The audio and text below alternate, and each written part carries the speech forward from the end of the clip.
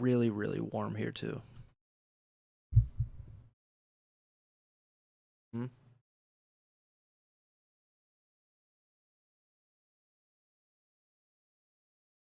I have never had one, but I did see that it was coming back.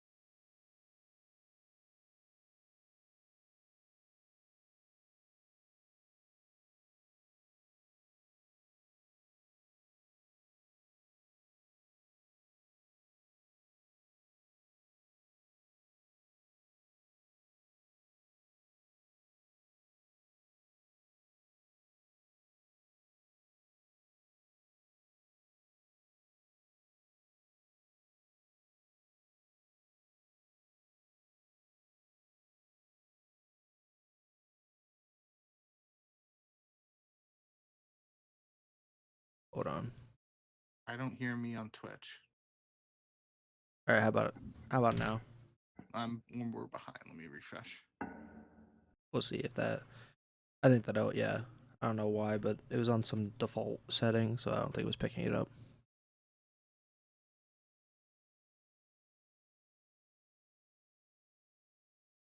Test test. Test. The Twitch stream is like hella delayed for me. It's like the YouTube delay for me right now. I don't know. Hopefully, I'm not having internet issues. I think we sound fine though. I hear myself at least on Twitch. By the time I go to YouTube here, who knows? Maybe YouTube will be ahead today. Just talk again. Yeah. Well, I am also doing this off my laptop, like not the stream in general, but the restream. Just like, I mean, which I don't know if that has anything to do with it, but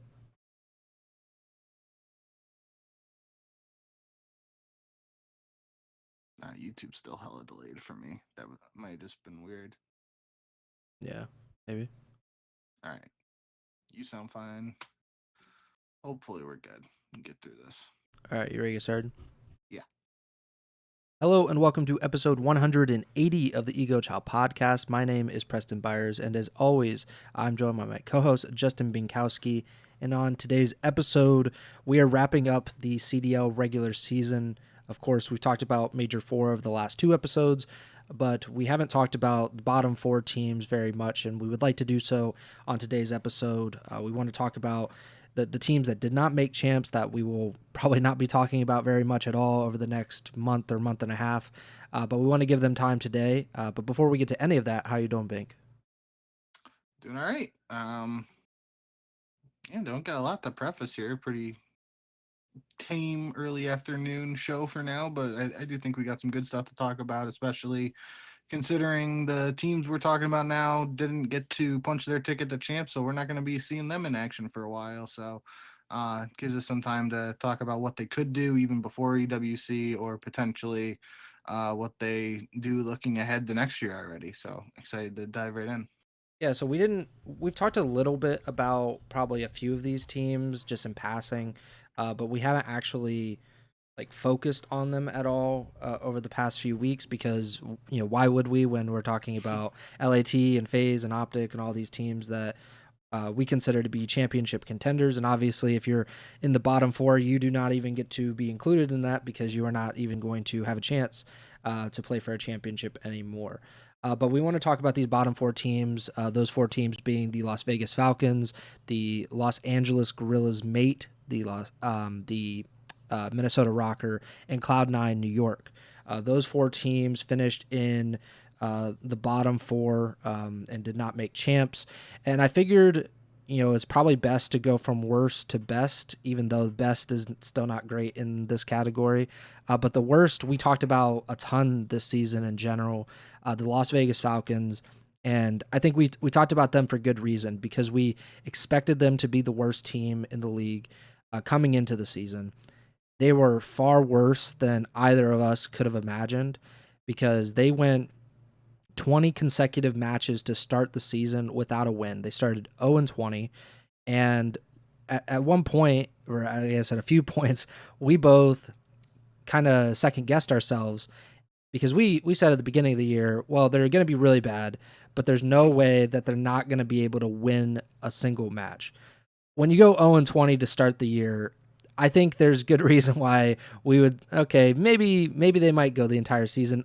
Fortunately for Vegas and their fans, they did win one match. They actually won 3 matches this season and finished with a 3-28 record, which I looked it up. I had to make sure. It was very close to the worst record in CDL history, but it is technically not. Wow. The Paris Legion, yeah. So Paris Legion in 2022 went 2-23, which so they have fewer losses, but also one less win. And what I was kind of going off of was the win percentage for these teams because of how different the number of matches can be season to season. So the Legion had an 8% win percentage in 2022, where Vegas had a 10%, a really high win percentage, I would say. So they went 3-28, 10% win percentage. In terms of maps, they were actually worse than the Paris Legion, if I remember correctly. I didn't write it down in the notes, but Vegas was 26-89 in maps, which was a 23% map win percentage, and I believe Paris was like 30%, because they did lose a ton of game 5s that season as well. And I looked it up, and I was actually doing this for Minnesota, but then I went back and I did it for all of the bottom 4 teams. The game 5 record for the Vegas Falcons was 40% win percentage. They went 2-3 this season. Their 2 of their 3 wins were in game 5. The only one, funnily enough, was against Optic. The first win was a 3-1 win, and then they won 3-2, I think, against Minnesota and who beat Vancouver at the last major. Yeah, in Vancouver. I knew Vancouver and Optic. I didn't remember the Minnesota, but I do remember the Minnesota one now because that was during the hunt for champs, ironically. Yeah. So Vegas, they win those 2 game 5s, but I just thought that was funny that of like the bottom 4 teams, they had like the second best map or game 5 win percentage. Where do you want to go from here with Vegas? Because this was the it was one of the worst seasons in CDL history. I don't know what you do necessarily if you're Vegas going into the off season. And something that you mentioned before we went on there was Esports World Cup being in Saudi Arabia. How does that affect what they do next? So if you're Clayster or if you're whoever is running, the operation of the Vegas Falcons, what are you looking to do? Yeah. What are you looking to do this offseason?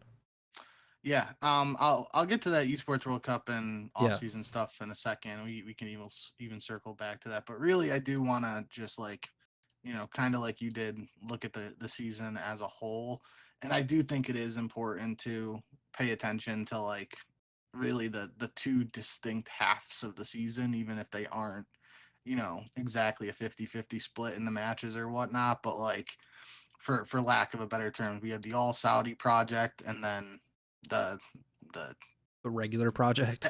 Sure, XNID plus NA players project, but then you can't even say NA because of Pred, but whatever. So looking at it in those 2 ways, we, as you said, very early on with the all Saudi project, we could have been very negative to start the season. But when they first started playing, it definitely did look like they had the potential to at least cause an upset.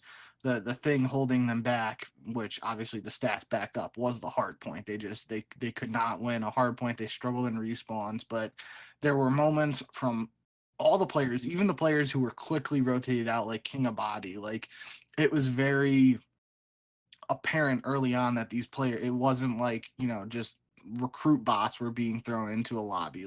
These guys could shoot, and definitely kicks and XNID stood out above the others, but it gave, I don't think false hope is necessarily the right word, but it definitely like gave the impression that something could happen here with this team. And Yeah, by saying that, I don't mean like they're gonna win the major or win champs, but they could win it definitely matches. felt I after seeing them play, it felt like they were going to actually win some series, and I did not think that beforehand.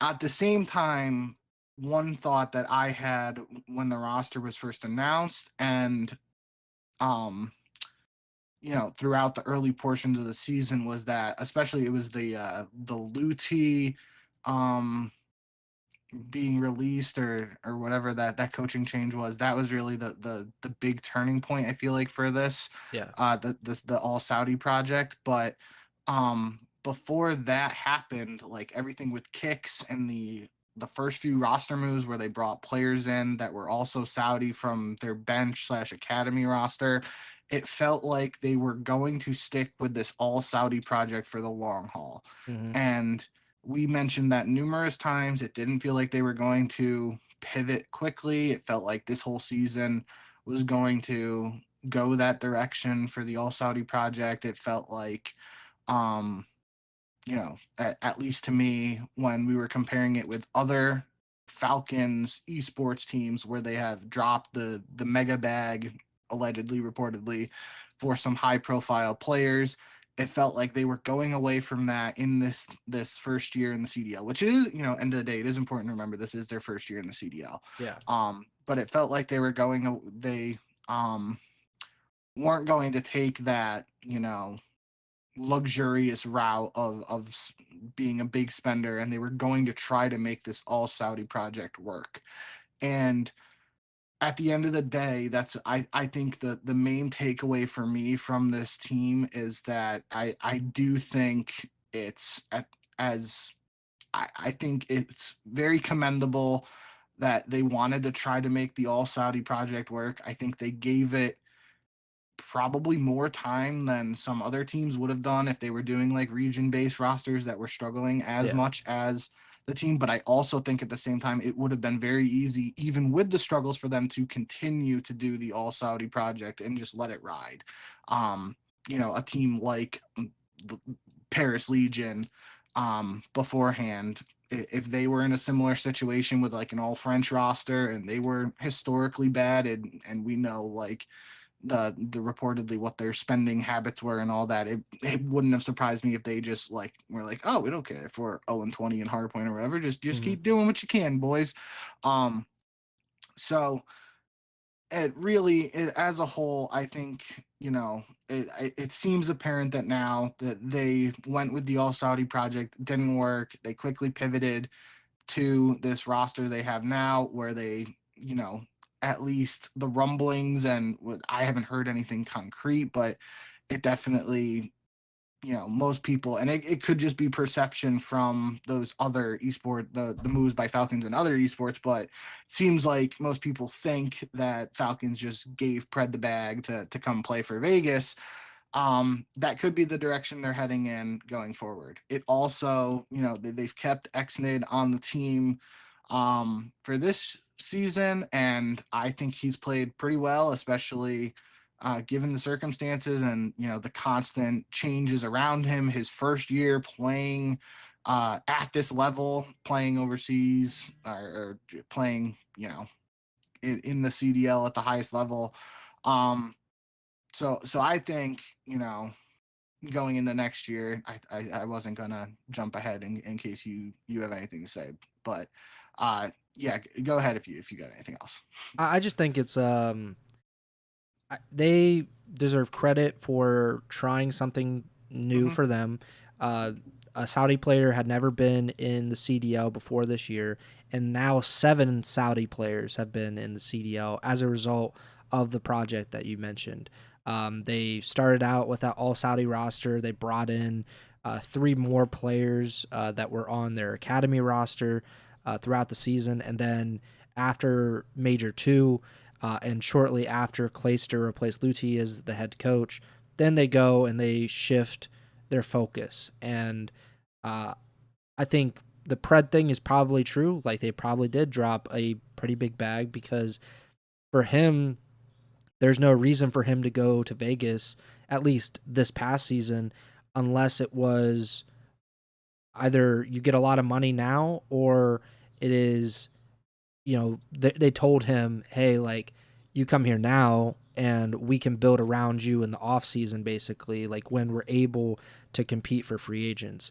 Because I'm sure Pred, like, even if it's a lot of money, like, he still wants to compete. So it does, there is kind of the push and pull of that, of the financial gain versus the competitiveness of a player like him that literally just won a world championship less than a year ago. So um, if he's not on the roster next season, I think that's like, kind of disappointing, unless they can build another roster that is up to par with a player like Pred being on your team. So I think it's going to be a pretty interesting offseason, all things considered, for Vegas. But I did want to talk about what you said about Esports World Cup, obviously, because that is something I hadn't even thought of. But what do you think? How do you think Esports World Cup could affect their plans, at least in the short term, for the roster? Yeah, just to cap what you said there too on Pred. I mean, Mm, if they don't keep Pred, or Pred, I mean, maybe Pred gets an offer from another team that he can't turn down. yeah. But if we ever see a tweet like Pred is a free agent or anything, that should indicate, um, the type of deal that he signed with this team. And I would, if I see Pred tweets he's an unrestricted free agent after Esports World Cup, I would lean towards thinking Vegas didn't give him like a super max contract. Maybe they gave him a little bit of a nice payday, but it might not be that generous bag that many people were thinking, and that could play a factor in the rest of their offseason moves. But going forward with what you said, yeah, the one thing that I've been thinking about really with this Vegas team, especially as it pertains to Esports World Cup, since they won't be at champs and they have time to practice. I saw I put it in the Discord, like Clay tweeted out sort of like his summary of This season, yeah. the first season. Yeah, and he said something about them taking a break or whatever. So don't know how long that's going to be, and don't know if that break will result in them deciding to make any roster changes with the current roster before Esports World Cup. Um, but the big question mark for me really with this Vegas roster is Kicks. And all we know about Kicks' situation, at least as far as I remember, is that he went back home to Saudi Arabia early on in the season due to personal reasons. Hmm. And we don't know if those issues or whatever is going on have been resolved and whatnot. But if they have, and he's in Saudi Arabia, he becomes a interesting option for this roster for Esports World Cup. A team with Pred, Kicks, Xnid, and then one of even Priesta or Arcides, or maybe another Saudi player or somebody else entirely.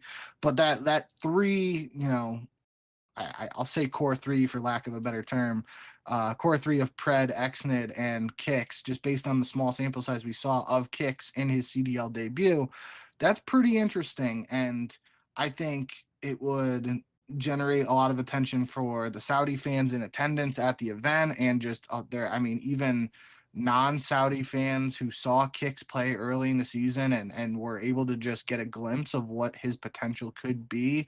That could be just an exciting prospect or an exciting idea in terms of giving him another chance. It could also just be a thing where he's unable to play and it doesn't matter and we won't see him, and Vegas is going to show up to this event with Pred, Xned, Priesta, and Arcides as the roster. So I do think that's an interesting idea. Just I don't know if anybody else has talked about it, or I haven't seen anything on Kicks really since the stuff going on early in the season. So I don't know how much is being said about if it's even a possibility. But that's just something that came to mind to me, and I think it would be kind of cool to see him back in the fray, just based on the small sample size and the taste of what he uh, was able to produce in his brief sample size early in the season. I didn't really think about him for EWC, but I definitely had him in mind for next season because he did show a lot of promise in the very short time that he had in the CDL. He probably showed the most promise of any of these Saudi players, Exnid included, even though Exnid definitely toward the end of the season got a lot more, I guess, more respect in terms Yeah. of like him as a legitimate Call of Duty League player. But yeah, that's like a big question is like, what is his status? What does the future hold for him? And another part of it is just how important is the Saudi representation aspect in general? Like, does there need to be like one Saudi player on this team moving forward, regardless of who else is on the team? Or, what if they go into a season, are they going to be like, well, this has to be half Saudi? Like, what is the goal here? Is it to actually have Saudi representation on your team, or is it to put together the best team regardless of nationality and background? I think that's we'll probably learn that pretty quickly Yeah. because EWC will probably be the test, at least the first test. I would be surprised if they completely scrapped any Saudi representation for Yeah. um just for lack of a better example I can come up to. It feels like Xnet is going to be Vegas's Snoopy, what Yeah. Snoopy is to Boston. Um, yeah, I actually don't know how young Xnet is. I don't think he's super young, but I don't think he's old. Um, but either it feels like he's like this guy that they gave his first chance to, and they're gonna see what he's capable of, and 1 year might not be enough of a sample size, so they're gonna stick with him. Could be completely off here, and we could be looking at 4 NA players on Vegas if they do go down the route that we've seen the organization do in other esports.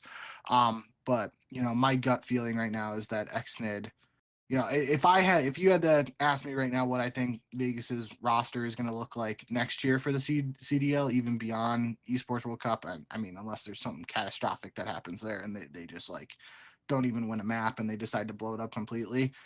Outside of that, I think team of two, Pred and Xnid, and then those other two spots could be NA players, could be Kicks and one NA player. I mean, could be an EU player if they, someone like Afro even they could maybe give him a chance just because he's played well in challengers this year. I don't know, but I would be surprised if they didn't build around Pred and Kicks, or sorry, Pred and Xnid, and that is also contingent upon Pred's contract situation, which we don't really know. So there are questions around Vegas, but I think it's one of the teams that I'm more interested in to see exactly what they do in the offseason. Some of these other teams we're going to talk about even in this show, like they could literally do anything, and I'm just like, okay, yeah, that makes sense. It's something they can do, but I think just the fact that there are multiple directions I could see this team going in based on what they have here has me a little excited about what Vegas could do. According to Gamepedia, Xnid's been with the Falcons organization since 2021, February Okay. 21. So, I mean, I think in general they like him. They Yeah. probably are pretty committed to him. He's 22, so basically since he's been eligible to compete in Challengers or the CDL, he's been with this organization. So I think that's probably a good sign that if there is going to be Saudi representation, I do agree with you that there probably will be one player at the very least. Xnid probably will be that player, like unless Kicks is able to come back and they really have confidence that he's going to be able to make an impact. But the last point you made of like this team has so many different avenues they could go on. Like there's not they don't feel limited like some of these other teams do in like what moves they can make, and it's because of the money, like the fact that we've Yeah. heard they spent reportedly millions of dollars for a single Counter-Strike player. They've done this multiple times where they have gotten big name players or big name coaches to sign with the Falcons, or they've acquired them in some way. And if they can do that, or if they do that, I guess, because I think they can, but if they want to do that in the CDL, then that changes kind of the landscape of the entire league. Because right now we have Optic is by far the most popular, and I think they have the advantage in terms of that popularity and also money. But like I think the popularity might be even more important to a lot of these players because like if you could also just look at it as like I'm going to make more money as a result of being with Optic, even if I don't sign the biggest contract with Optic to start. Because I'll have the streamer the stream numbers. Shotzi has thousands of viewers every time he goes live, in large part because he's with Optic and he's been with Optic for several years. So there's that. But we also have FaZe and LAT. We'll see what happens with C9. Like in general, like they're of the brands in the Yeah. CDL, they're among the biggest, but that didn't play out this year, I would say. But other than that, like they're I don't know what the salary numbers are either with those teams. So like maybe they're able to, and I want to just go through this real quick because I have this for every team, keeper cut, and I listed the last roster that they fielded in the season plus their head coach. So for Vegas, it's Exnid, Pred, Aristides Priesta, and Clayster because he replaced Luti during the season. I love Clay, so I'm probably not going to get rid of him. Also, he had his first year as a coach. He wasn't the head coach to start. I don't know if he had this in mind or necessarily even what he had in mind in terms of a roster. So who knows where they go? I would say probably just run it back with Clay. I made it clear how I feel about Aristides and Priesta coming into this roster. It felt like they just needed some like CDL or like high challengers level talent to fill out this roster, and it probably does feel like Pred and Exnid are the two players that they keep, and then the other two. Let's be honest, like if they're willing to spend, they can get pretty much anybody, right? Like they could. It's going to be probably hard to pry away Shotzi or Dashy from Optic, for example. And I don't know what the situation with them and Pred is, but there are players on Optic and players on FaZe, or even players on LAT, even if they end up winning champs, where it might be in their benefit, their financial benefit and competitive benefit to go to Vegas next season. What do you think if you're Dens, like keeper cut of those players? Do you kind of agree with what I'm saying there? Yeah, keeper cut. We're keeping Clay. If it's me right now, I'm keeping Pred and keeping Exnid if I can, and then cutting Priesta and cutting Aristides. I think highly of Aristides and Priesta, but I think, especially with the purported resources that Vegas have, they can go down multiple different directions, whether it's just inserting kicks and then getting one high profile free agent to play alongside them, or going after two high profile free agents. Even someone like Sib, we're going to talk about C9 in a little bit. Like Sib and Pred have worked together on Seattle Surge back when, a couple of years ago when they were first coming up. C9 didn't have the best year this year. Maybe C9 wants to build around Sib. We'll talk about that in a bit, but maybe Sib gets to explore his options, and that's of like the potential AR players that could be available. Sib is a slam dunk upgrade over what we've seen from Priesta and Aristides, in my opinion. So, yeah, for keeper cut, I'm keeping Pred and Exnid, cutting Priesta and Aristides, and we'll keep Clay if we're throwing that in too. We'll keep moving along. 11th place in the CDL this season. The LA Guerrillas mate the first season with Gentlemates being involved in the organization.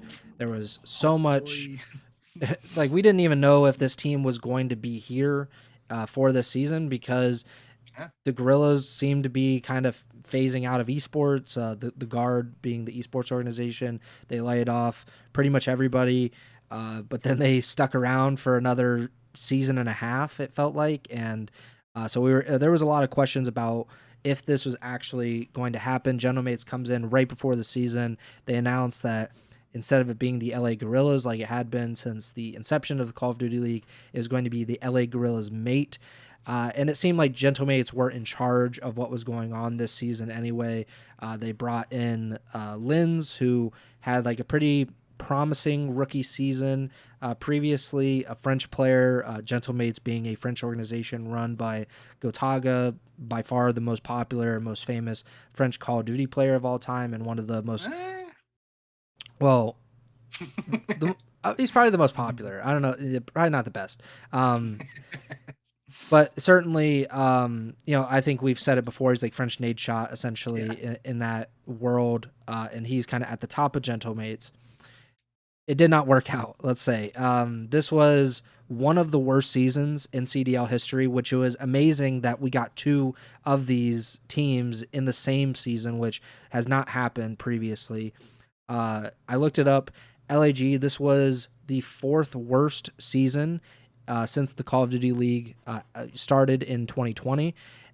They were only better than the 2022 Paris Legion, which we talked about earlier, the 2025 Vegas Falcons, and last year's Boston Breach team, which got a lot of buzz the entire year. And I should say the Breach were, not that much worse in terms of record than this LAG team. But because Vegas was so bad this year, LAG did not get nearly as much attention for how Yeah. bad they truly were. So they finished 11th place in the league with 55 CDL points. They went 6-26, which was a 19% win percentage. And in terms of maps, they went 42-82 for 34% map win percentage. So really, really bad, obviously. They made some really baffling decisions, I would say, this season with their roster. Part of it was like a push and pull, it seemed like, with Linz, because he was not performing nearly up to expectation, but he stuck in the roster for a while. And there were rumors, or there were, I guess, accusations that he was only being kept there because he was French and that it wasn't anything to do with his skill, which I thought he was pretty skilled coming in. I had pretty high hopes for him, but it obviously did not pan out for him. It did not pan out for this roster. And they eventually replaced him, I believe, before the Major 3 qualifiers, if I'm not mistaken. Or maybe it was... Sounds right. Yeah, I think it was the Major 3 qualifiers. They bring in Fellow and Ojani to finish out the season with Kismet and Lunars. But yeah, just some really head-scratching decisions. I know D-Real, the head coach of LAG, he posted a week or two ago a long thread about how he takes responsibility for the season and that he should have done better and that the players did a great job for the situation that they were put in. But I like D-Real, and he's obviously a world championship coach. This was not his greatest season either. I just look at the roster changes, and that's what really kind of was like, it stuck out. Like, because you could talk yourself into, I thought bringing Priesta in was a mistake to start the season. I think I said that at the beginning of the season, but if not, I did feel like trying to run it back with this NYSL team, like, was good, except Priesta probably was not the guy to go with. So they went Kismet, Linz, Priesta, and Skies to start the season. And then at some point they say, all right, this isn't working. They take out Priesta, they bench him, they bring in Lunars. 10 days later, they bench Skies for Priesta. And then eventually they make the roster change where they bring in Fellow, who was Lunar's Challenger's teammate at the beginning of the year, and someone that we thought should get bumped up with Lunars as well, because then it would help bring this rookie player along and help him kind of acclimate. Instead, they kind of do this disjointed roster change, bring in Fellow and Ojani to end the season, and it doesn't work. Like, none of it really worked. If you look at the full season stats, you look at the season stats with just the last roster that they had, they're almost identical, except they were far worse in control with this latest roster, and they eventually only win 6 matches this season. What did you think about LAG's roster in totality, even though we did not give them enough grief, I think, throughout the season for it? Yeah, so first things first, hopefully this is the one and only season where we have the monstrosity of a name that is LA Guerrillas Gentlemates or Yes. whatever. Hopefully that's just Please. LAG is done and dusted and we get Gentlemates. I don't know how they're gonna do it. Maybe it's just LA Gentlemates and then technically that's LAG, but Yeah, there we you go. know, We're good. I don't know what we're gonna do from that perspective. But um whole season perspective, I guess, for this team is I do think early on, I remember like when they had their struggles initially in the season, I definitely felt like Linz was performing well. I just remember a couple of hard points off the top of my head where they, he was leading the slaying category, and he was doing his job, and because that was the narrative I was focused on Hmm. for this Gentlemates team coming into the season, was it was the NYSL team with Linz in place of Hydra. Can Linz fill Hydra's shoes? And we both were, I believe, of the idea that, like, no, Linz isn't Hydra, but like if he can come anywhere close to doing Yes. what Hydra was doing on the map, this team could find success. And it felt like, immediately right out the gate, Linz was showing potential to, at least fill that role somewhat adequately.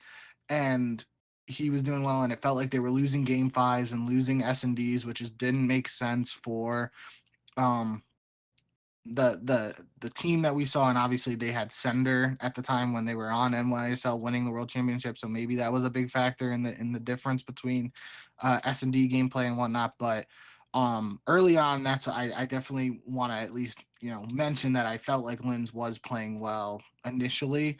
The thing that really stood out to me for this Gentlemates team, and we do have to give some credit where credit is due, Lunars was one of the top names that most people in the community were talking about very early on. Well, the first name being thrown around in the challenger scene this year was Hook. Hook was Yes. like, everyone was talking about him. Obviously, the Pred situation happens, and Optic, snatches him up very quickly. I don't think that was on anybody's radar. A lot of people thought Hook was going to be the first player from Challengers picked up based on his, rapid success he saw very, very early in the Challenger season. Hmm. But after Hook, I feel like Lunars was like the number two name that was being discussed very heavily. Maybe you throw Neptune in there before that, but I feel like Lunars, and maybe it's just like from an AR versus SMG perspective. So I'll at least say I feel like Lunars was the top AR challengers candidate or prospect based on early season results in challengers this year.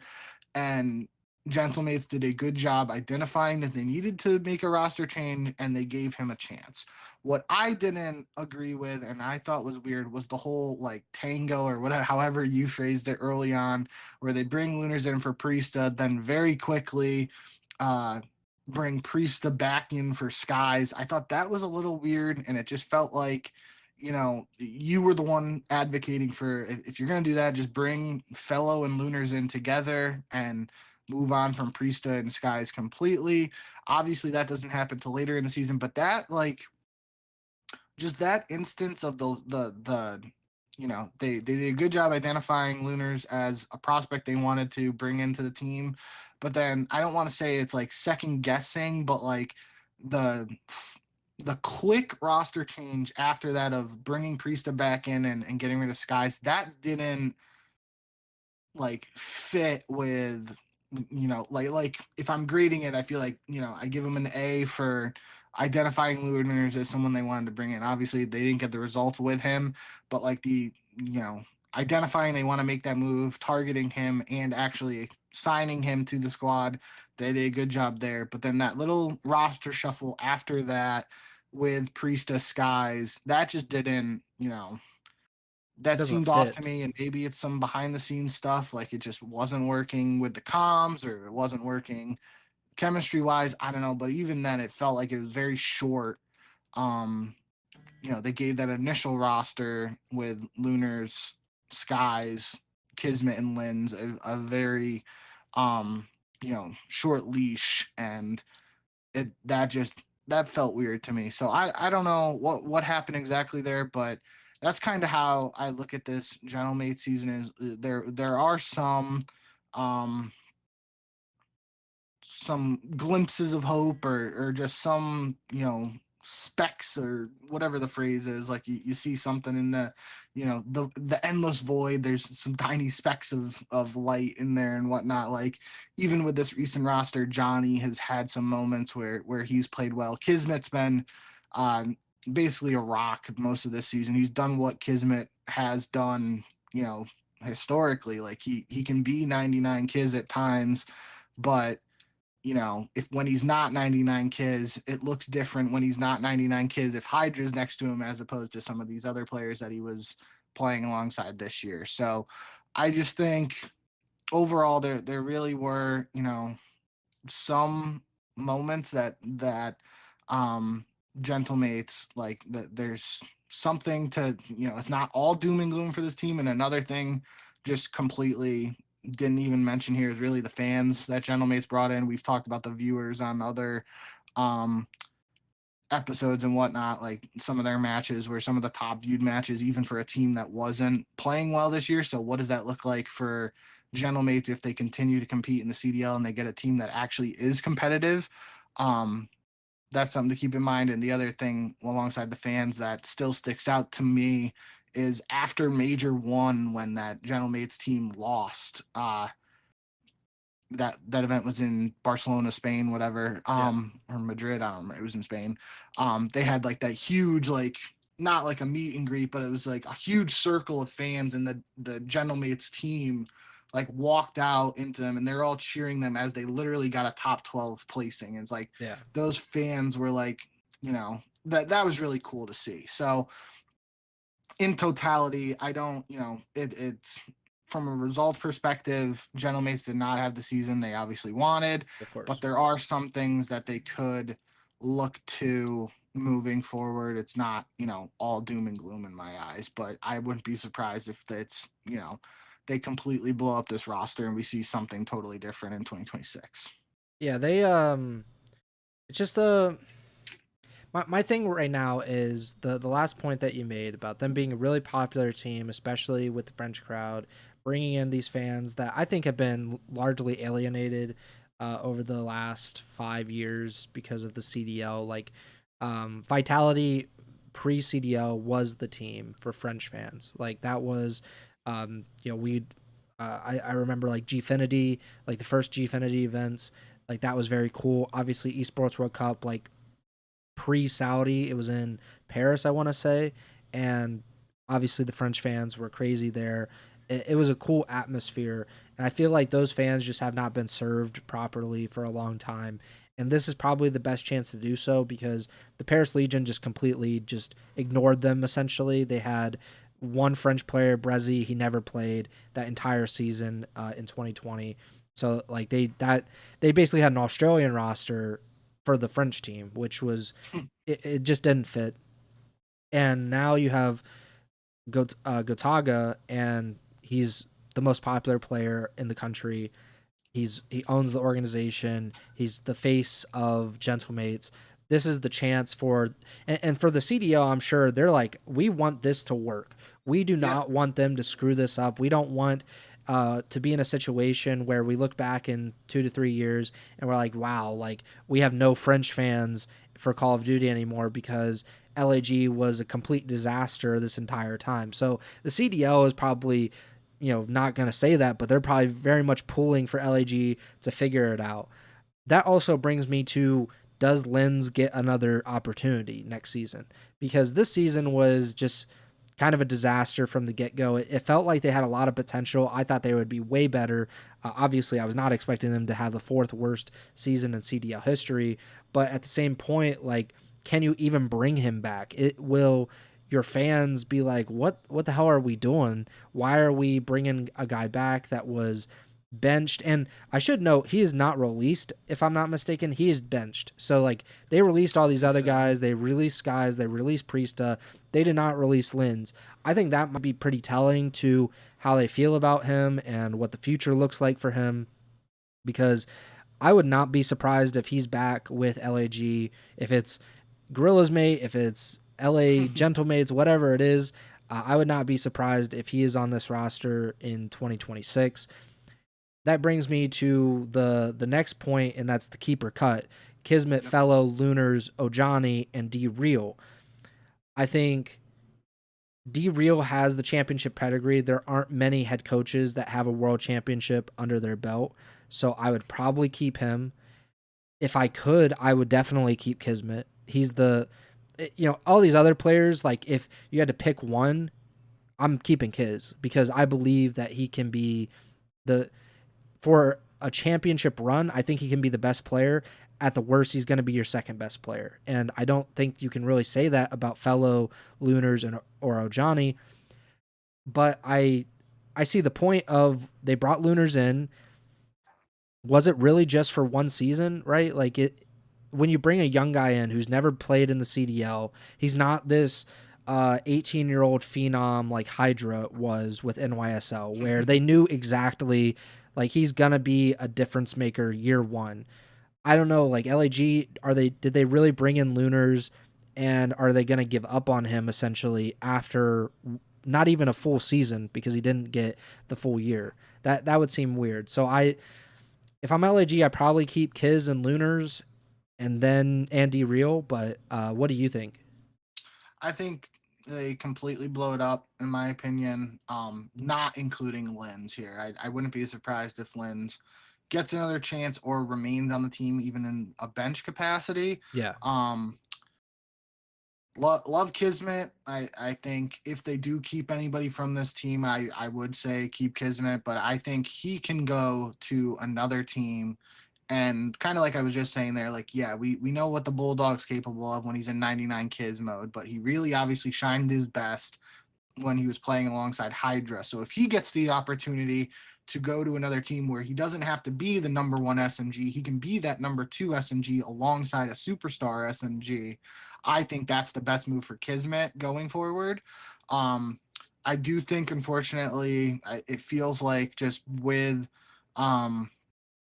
the results from this year and whatnot, I feel like Lunars is going to find himself back in challengers to start next season. Obviously, and could be a situation where he goes back to challengers and fries at the start of the year again, and then he's right back in the same situation next year and gets another opportunity. But yeah, I don't think maybe Johnny and Lunars get a shot from some of these other teams. I would be surprised if they're on Gentlemates or whatever this team is going to be called next year going forward. I think this squad completely blows it up. They do have Marky B on the coaching staff too, so I agree with you there. They keep the coaching staff intact. It's a good coaching build staff. a new squad. Yeah. The interesting name, I mentioned it when we were even talking about you know, going back to Vancouver, even, well, Vancouver wasn't an option, but I just know around that time talking about options, that the one name that I feel like always comes back up in terms of players who haven't gotten a chance but have that French tie is Cobra. Um, so, I don't know exactly how his season has gone this year in Challengers, but it's possible that maybe they give him a shot finally and we see what he's capable of. Cobra played with Brezzy, Linz, and Abuza. And if we know anything, I know Abuza's not French, he's Belgium, but maybe that's still like an attractive option for Gentlemates. And maybe, depending on him, Vancouver does at champs, maybe he moves on and goes somewhere else. But I don't think Brezzy gets another shot in the CDL. He could for all I know, but I do think, again, that is an interesting element to the Gentlemate situation. They could go all French team. We saw how the all Saudi project worked. I don't think it'd be to the same level, but they could go that direction. They could go the direction of what we think Vegas is doing now with like one French player and then surrounding it with other EU talent even. Or they could just go with, screw the French identity and just give us the four best players we can get. So that is an interesting element to see what Gentlemates do. But I do think in terms of the keeper cut, I think they're blowing up the roster, starting fresh. They'll keep the coaching staff and we'll see what this squad and even what the name is next year. So Cobra is on Project 7 White. They will be at Challengers Finals. I think they finished second in the European points standing, so that's how they qualified. He finished top 6 at the Dallas Open with Brezzy, Aspect, and Vortex. And then same roster, finished top 12 at Miami. And then at DreamHack, they finished top 12. Brezzy was not on the team, but Denza was. So a few pretty recognizable names. Vortex probably being the most recognizable of the group. Former Epsilon guy, if I'm not mistaken, which is probably not something he likes to be associated with all the time. But yeah, I think it probably is going to be a similar situation to Vegas, where Linz or some kind of French or French speaking representation probably is the best way to look at it, is probably on this roster.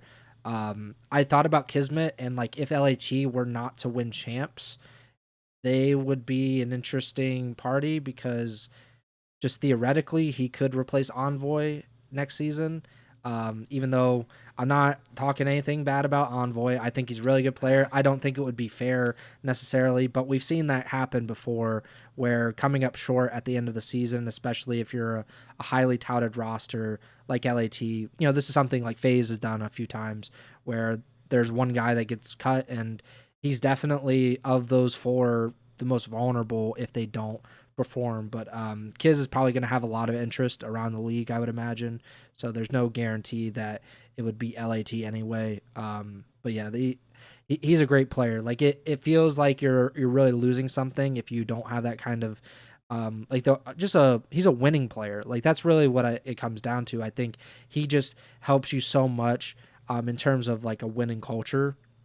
And that could really help if you are going to have young guys that really haven't done anything in the CDL. I think that is especially important for them. But yeah, the only other real thing was D-Real was kind of instrumental in that rebuild that NYSL had. It's a weird rebuild because it was so toxic at NYSL in 2022. Even though they were very good at the end of the season, like talent wise, they could stack up with some really good teams, but just the culture was so rotten that they had to rebuild in 2023. And of course, they won champs. Do you see any similarities between that and what LAG face right now, or is it just a completely different landscape for them? Well, I mean, we haven't heard anything on the toxicity front, so Yeah. I don't know if that's similar. And it's also like that was a situation where it's either you build around Hydra or you build around Krim, and I think Krim at the end of his career, notably, um, I think all things considered, obviously they get a world championship after that. It worked out in the end, but I don't think that situation is similar right now because I really don't, like I like Kiz, I like 99 Kiz and what he's capable of, but I just don't know if there's that one guy that this team builds around. And maybe they've seen enough from Johnny and they think they can build around him, or maybe even Lunars. Maybe they do think highly of those guys and they're like, okay, we're gonna keep one of you guys and get three more guys around you. I just don't see that being the route they go down, and especially with the French affiliation and whatnot, I tend to think they're going to have at least one French player on their team next year, but we'll have to wait and see. Cloud9 New York is our next team. They finished in 10th place this year with 125 points. Their record 12 and 24, 33% win percentage, 42% map win percentage, 57 and 80 on the season. They only had this most recent roster for part of the Major 4 qualifiers and Major 4. They went 2-5 with this new roster. They uh, were we'll talk about it because I actually have a segment I think in mind for our award show. But they're certainly pretty disappointing on the year. They were coming in, obviously. This is the core of the team to start the year. Attach, Crimp, Mac, and Sib.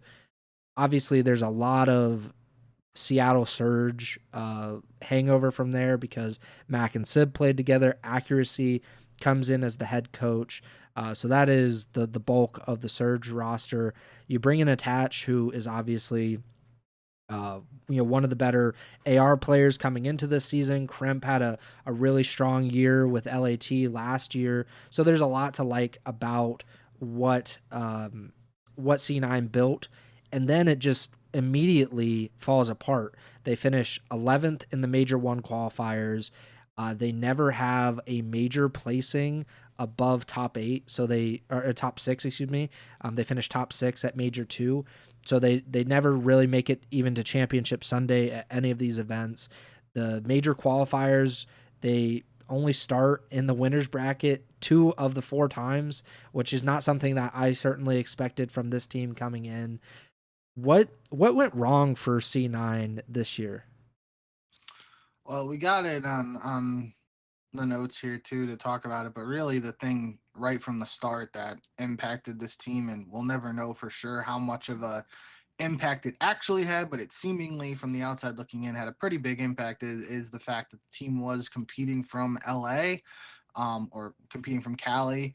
Um, and they notably had some serious online issues or server issues, ping issues, whatever the case may be, early in the season, and that just put them, put their backs against the wall very early in the season. Well, while we haven't talked directly about Carolina in a couple episodes now, they're like the inverse of Cloud9, where Carolina got off to a hot start and they were able to still qualify for champs despite their very serious struggles at the end of the season because of their hot start.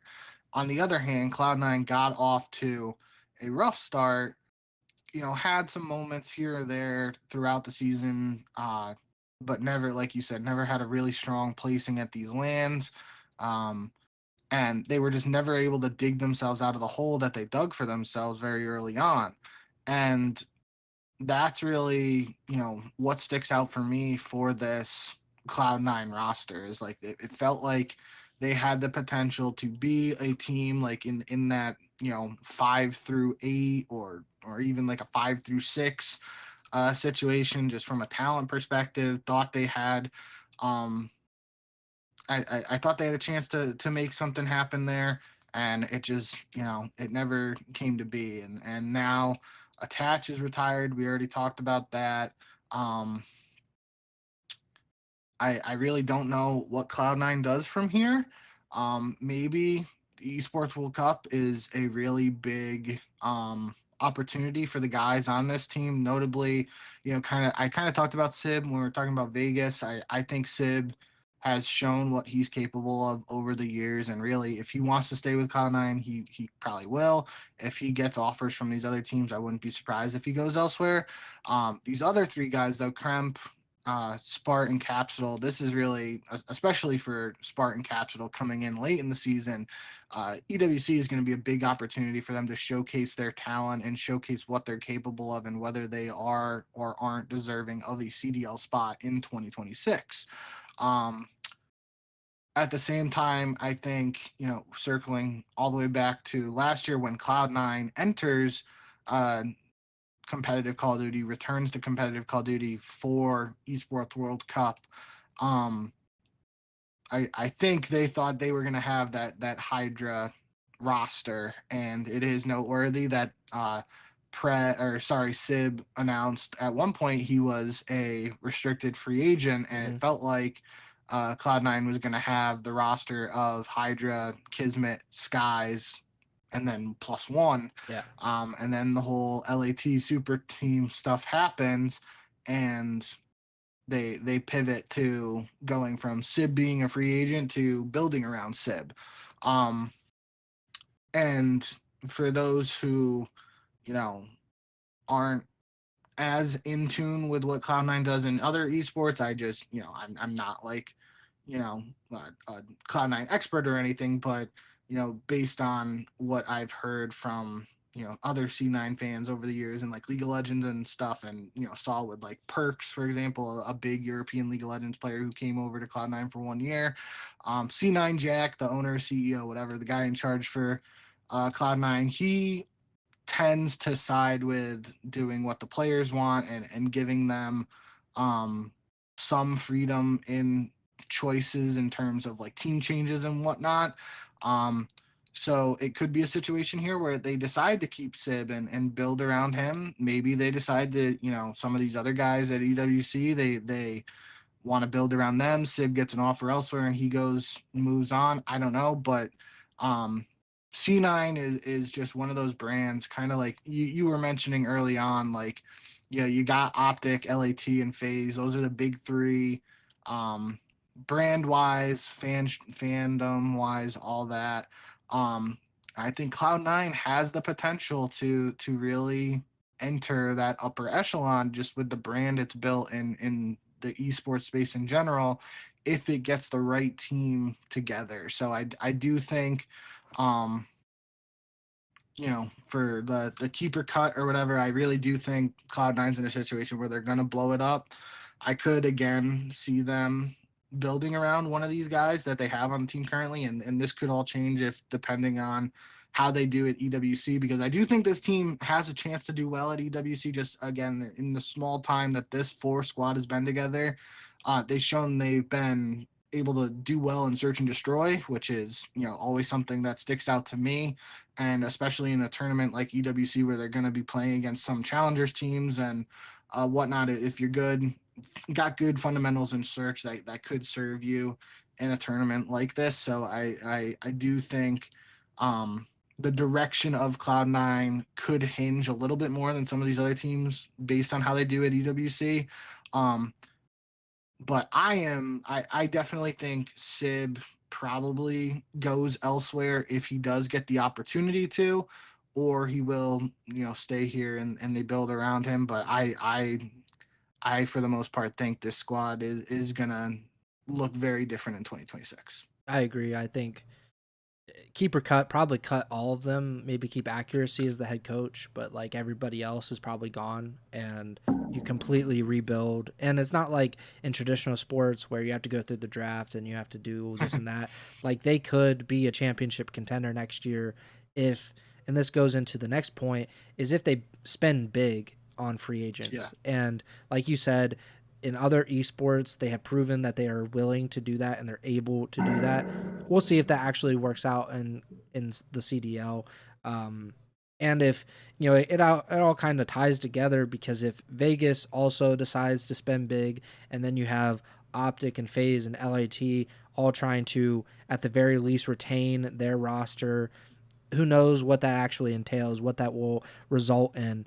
But I think it could be really interesting. And I just think this offseason will be pretty eye-opening in a way or I guess it'll kind of give us an idea of what C9 is actually going to look like in the CDL, because last year was not a normal offseason for them. They come in right at the beginning, but like around EWC, and then and they have this roster, like you said, and it completely falls apart because Hydra wants to leave and go to LAT, and the LAT super team is formed and all that.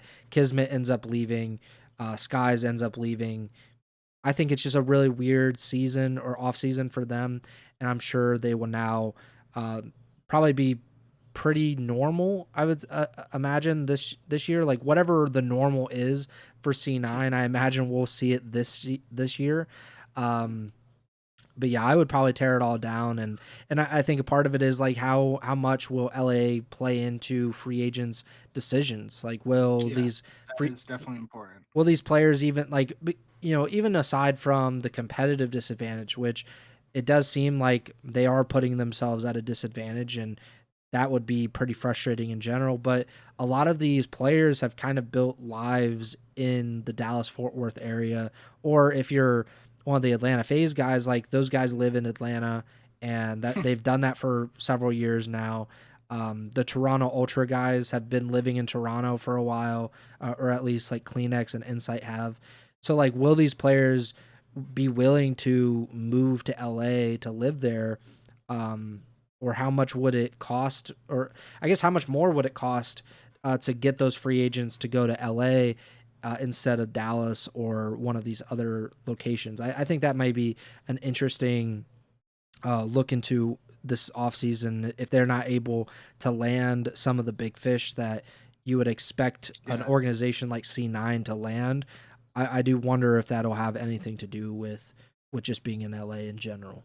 So no, I think that's a huge factor, because like Cloud9, it is, if it's not been a year yet, it's close to a year since their return to Call of Duty. They didn't return just to come in for 1 year, struggle, and then leave. Like they at least seemingly from the outside looking in, they're here to compete for the long haul, and they want to win. But the factor of LA, I said it early on in the season, when you got a veteran like Attach, like it felt like, just based on what my understanding of C9 Jack and what he's done with other teams, I understand the whole, like, they want the C9 organization all close knit. They do like morning workouts and stuff in their community and whatnot. But like when you got a veteran like Attach who's won world championship, been competing for over a decade, like if he sat down with Jack and was like, look, like I get the LA, the Cali thing, but like this just isn't working out and it's really hurting us as a squad. Can we just go compete in Dallas for the season? We'll be back in Cali, like, intermittently or whatnot. I feel like they could have sat down and had that conversation and maybe worked something out. I don't know if there's any player this offseason that Cloud9 realistically can get who has that same sort of like, veteran appeal or like the same. I don't think leverage is the right word, but like when I think of like what Attach joining this team, like I outside of someone like Slasher or TJ going to Cloud9, like even TJ, I don't really like, he is a veteran, but I don't view him as like that outspoken type of veteran person. So really outside of Slasher, I don't know if there's anyone Cloud9 will be targeting this offseason who has that sort of like ability to like, have that sort of conversation with Jack about what the team needs to do once they actually are formed and any like actual important decisions of where they compete from. So I do think the whole, if this team decides, if C9's sticking in Cali and they're going to compete online, obviously it seems like online Call of Duty is here to stay. We always talk about that. That definitely is a factor that some of these teams are going to have to consider. But I mean, just thinking about it out loud, Slasher could be interesting, even with the lack of results here at the end of the season. Slasher is a Cali kid. Maybe he goes and joins Cloud9 for a season and then hangs it up after that. I don't know. That's something interesting entirely too. Who knows if Slasher even competes beyond this year? But just thinking about it right now while I'm talking, that could be an interesting route Cloud9 goes down. But we got some time. I do think with this team that the Cali factor is massive in the offseason, but I do think, depending on how this team does at EWC, that could have a big impact as to what they do in the offseason. Yeah, I was also thinking Kenny because he's not from Cali, but he lived Yeah. in Cali and LA specifically for a long time. Yep. So That's a good might shout. be interesting to watch out. Speaking of Kenny, though, Minnesota ROKKR, 9th place this year. They had a shot at the end of the year to make it to champs. I want to get to it in a minute, but there's a reason why they're not at champs. 165 points on the season. 15 and 24 in matches, 39% win percentage, 72 and 93 in terms of maps, which is 44 map win percentage. Let's talk about it because it is kind of like the biggest reason that they're not at champs this season. Game 5 record. They were the team that I actually started with, and then I did it for everyone else. So like, just to give you an idea of what the Game 5 records is, I said at the beginning, Vegas 2-3 on the year, LAG 2-7 on the year, not great. C9 3-6 on the year. Minnesota ROKKR 8-9, 17 Game 5s on this season. 17 of their 39 matches were Game 5s. They lose 9 of them. I should mention also they won 4 to start the season, so they were 4-0 in Game 5s at one point, and then they went 4-9 the rest of the way. I think they finished 35 points behind Boston for 8th place, so they basically needed 4 more wins.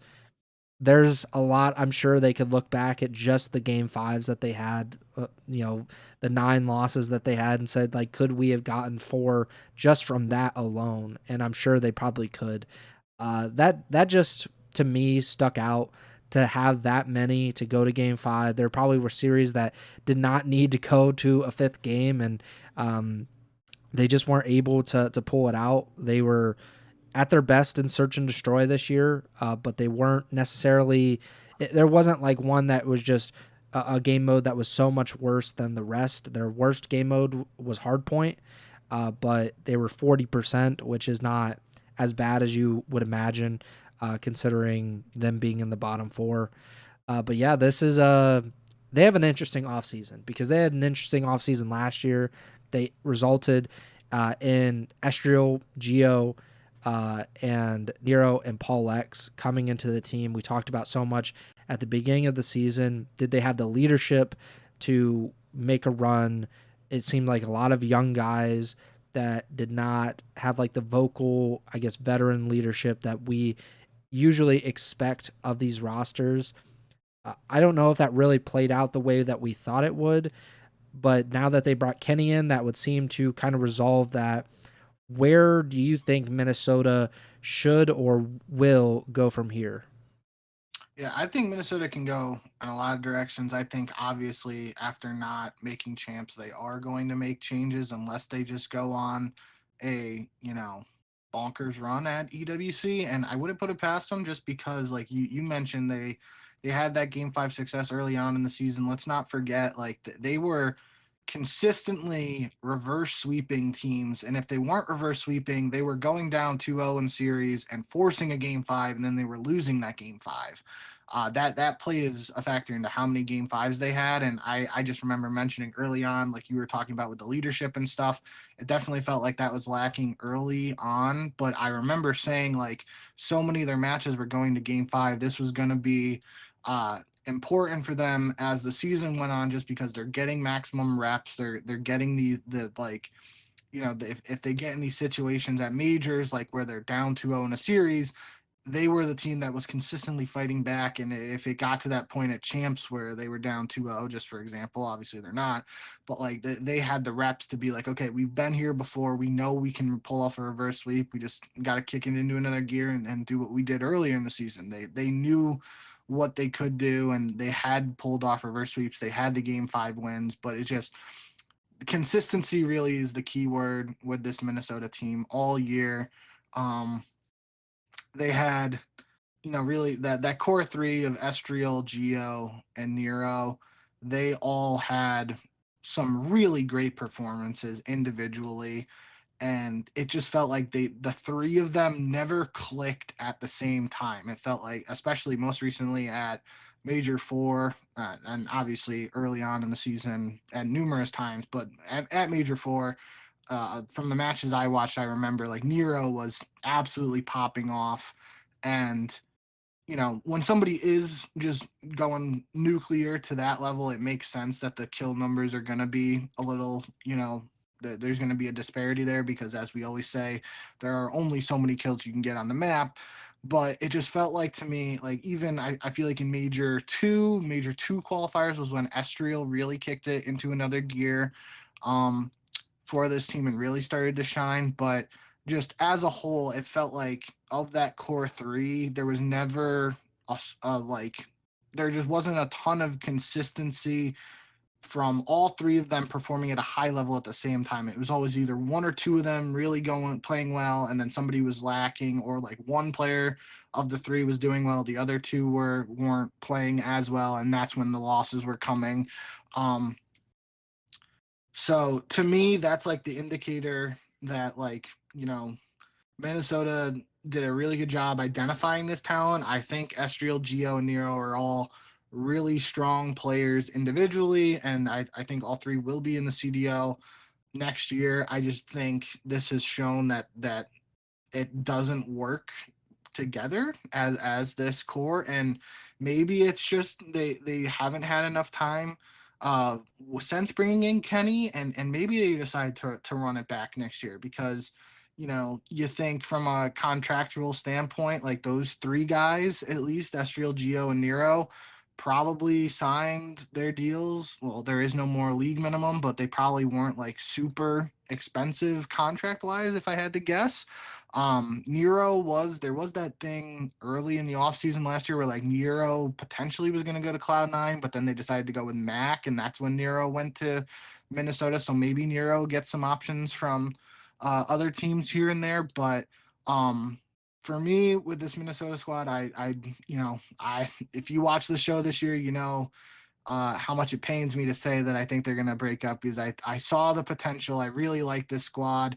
I just think from a consistency standpoint, it just wasn't able to work on a consistent basis. And I think Minnesota, end of the day, unless they just go on an absolutely bonkers run at UWC, I think they're going to blow it up. But I don't think, from Gentle Mates and Cloud9 perspective, I think just completely move on and start fresh. I think here with Minnesota, they pick either one of Estriel, Geo, or Nero. And I mean, they could even pick two, I guess, end of the day. But I think they have the foundational pieces there in either one or two of those guys, and then they build something different just because, they didn't get the champ, so they got to do something different. But I just don't know that if it was me right now, I really like Nero and Geo. I think I would build around Estriel. I think he showed the potential this year. Um, to just be a really solid foundational piece. And it was really like last year there was that chatter at the end of the year in the rookie of the year race where it felt like it was like a runaway for Gwyn, and even if you didn't think it was a runaway, it was like Gwyn and Abuza. But there were those people in the community who were like, why is Estriel not getting mentioned enough here? And I think for those people this year was like kind of certification of that. Like he showed a lot of more potential this year, I feel like, and especially from a statistical standpoint. um so I think I would build around Estriel of this current squad. But I mean, I could sit here for a while and talk about why I think you could build a solid squad around Estriel, why you could build a solid squad around Geo, why you could build a solid squad around Nero, or any combination of those two. So Minnesota definitely has some options in the offseason. But I do think, that I've been high on Minnesota throughout this year. Maybe I'm still on that copium right now for EWC, but if they go on a good run at EWC, maybe they decide to run the squad back in entirety. I don't know. Yeah, I think that's probably a mistake. It feels like um, just getting kind of caught up in the end of the result or the end result and thinking that it's gonna work out next season, unless you're gonna be, unless you feel like you're like a Boston kind of situation where it's not really about competing for like a championship. It's more just about getting to champs, and that's kind of like the end goal. Because then you probably could run it back with these four and just kind of convince yourself that our team chemistry will kind of be the deciding factor with some of those other teams. Um, but yeah, I was trying to look it up while you're talking. I can't find it. I don't know what episode we talked about it, but it was at the beginning of the season or before the season. We talked about how one of these players needed to step up and become like a next level kind of player in order for Minnesota to have more success than just being kind of a middle of the road team. And that didn't happen. Like you can make it, like you said, that each of them had these moments, right, where they looked like, oh, this is, they're kind of taking a leap, but neither or none of these four players, but specifically the three players that started and finished the season with Minnesota, none of them turned out to be the superstar that you typically need to win champs and to be like a true championship contender. And maybe they were never meant to be that, but that does make it really, really difficult when you go into an offseason and you're like, you can talk yourself into any of these three players remaining on the roster into next season. Kenny is also an interesting case because I thought it was a risk to pick him up when they Yeah. did, because his stock had never been lower in his professional career. So, he definitely had a better time with Minnesota than he did with Optic, which was an interesting development. That being said, I don't know if he's going to be the guy next year, but if they were to build it, take this team and say, we're going to take Estriel and Kenny, and we're going to try to, get some really good talent in here next year that maybe fit around Estriel specifically, maybe that is the key to success for Minnesota. I just think it's a really difficult decision because, like you mentioned, like Astro Geo or Nero, any one of them could break out and be, the guy that you build around. But I don't know if there is. I also don't think if Minnesota. I don't know if Minnesota can actually get the big free agent, or if they have the G2 backing, so they have this very well organized organization, but at the same point, like, can they get the player that they're going to need to win championships? That feels like probably not, like, especially with Atlanta and LAT and Optic all kind of looming in the top three. So maybe the Toronto guys, I think, like, we'll see what happens with the Ultra, but I'm sure if they picked up Kleenex, you're all on board with Minnesota. I think if, Insight the same way, like, um, who knows, Joe DeCeves has had a really, really good season this year. Could Minnesota be able to get Joe on their team and then build around him? I just think they have a lot of interesting ways to look at their offseason. I just don't know if they're going to actually have a successful offseason as a result of that. I do think it is just to put a bow on it. I even though it was just like less than 5 minutes ago, I forget exactly how you just phrased it, but like the conversation around like championship contending or whatever with this Minnesota squad, that really, like, heading into this season, it was kind of like similar with Carolina. Like, I don't think either of us had Yeah. very high expectations for this team. At least as a team, I definitely remember saying like I was excited about some of the, really it was Gio and Nero at the start of the season for me, or before the season even started, and then Estriel played very well and started to grow on me very much as the season went on. But yeah, like heading into the season, that really wasn't like a thing. But just the fact that even for a team that didn't make it to champs, like it's like that this squad has the potential to maybe like get to a championship Sunday or something, and it just wasn't realized. Like that's an interesting tidbit in itself, and like maybe like that moves the benchmarks for exactly what this Minnesota team is trying to do in the offseason. And just to kind of put a bow on it to make it official, so your keeper cut is keep Estriel, and we'll include Looney in this as well. Yeah, like Looney. Like I said, I mean, I could sit here for a while and talk about really all three of the. I mean, you brought up an interesting point with like maybe it's one of the core three plus Kenny to keep and then cut the other two. I think Gio and Nero are going to get some offers from some other teams, and maybe they decide to go elsewhere. I mean, Estriel could too for all that. So I think right now, if I was the GM, I would be trying to find a way to keep two of the core three, whichever two I thought were the best in terms of working together and whatnot. And then getting two guys to piece around them. But if I had to like make something right now, I would want to keep Estriel and see what I can build around him. Yeah, I'm probably keeping Estriel and Geo, and then trying to figure out the other two. But again, this I is like it. they have a good problem in that they Yeah, have yeah. good young players, but they can't run it back just as is unless they're just content with finishing, somewhere between 6 and 8, and maybe even not that, Yeah, considering. then this, yeah. Yeah. So so they went 6 and 10 with Kenny in this lineup. So like that's, I don't know what that would turn out to be over a full season if they would be able to beat Boston, but it obviously didn't work out, and they'll have a long off season ahead of them. One last question before we get out of here. Of these four teams, which situation do you think is the best to turn around for next season? If you're a GM, let's say, and you get your pick, you get offered from Vegas, you get offered with LAG, C9, and Minnesota. Which of those are the most attractive to try to compete for next year? Man, um,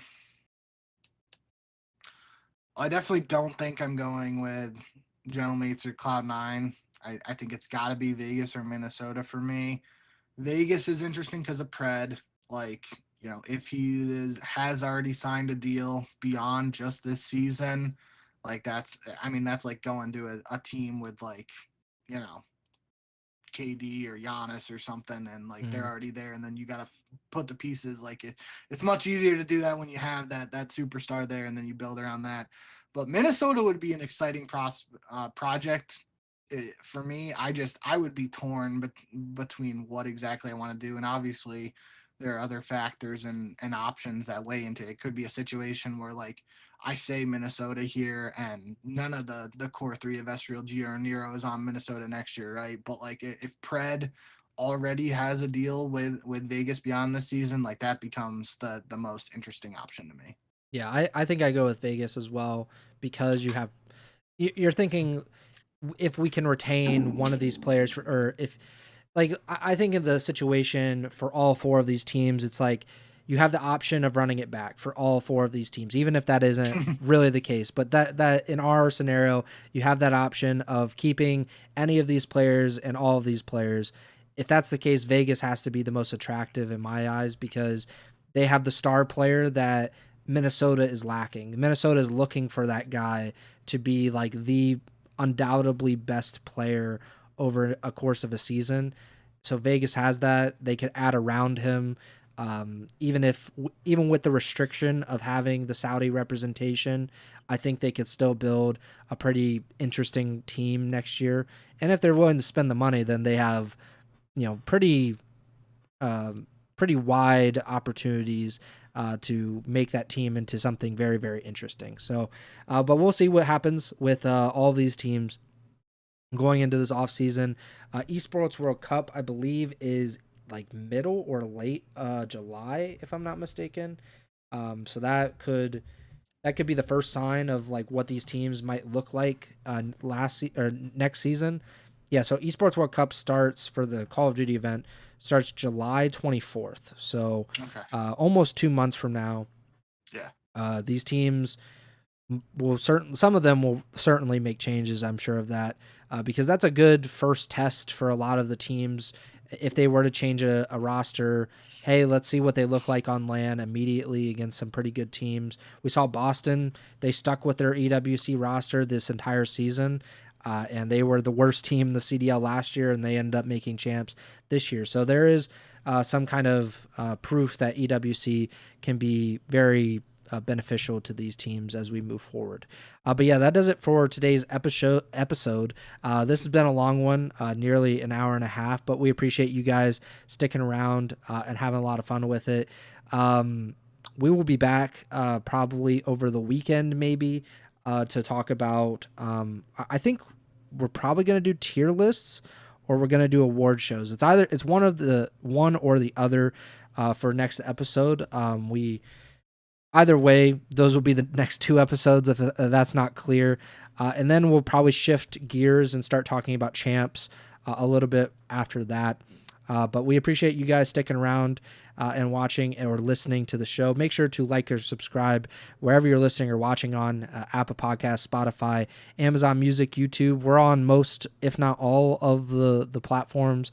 Please give us a 5-star rating on Apple Podcasts. Leave a nice review if you could. I believe you can also leave a review, or you definitely can rate us on Spotify as well. Please subscribe to the YouTube channel. Search up Ego Chall Podcast on YouTube.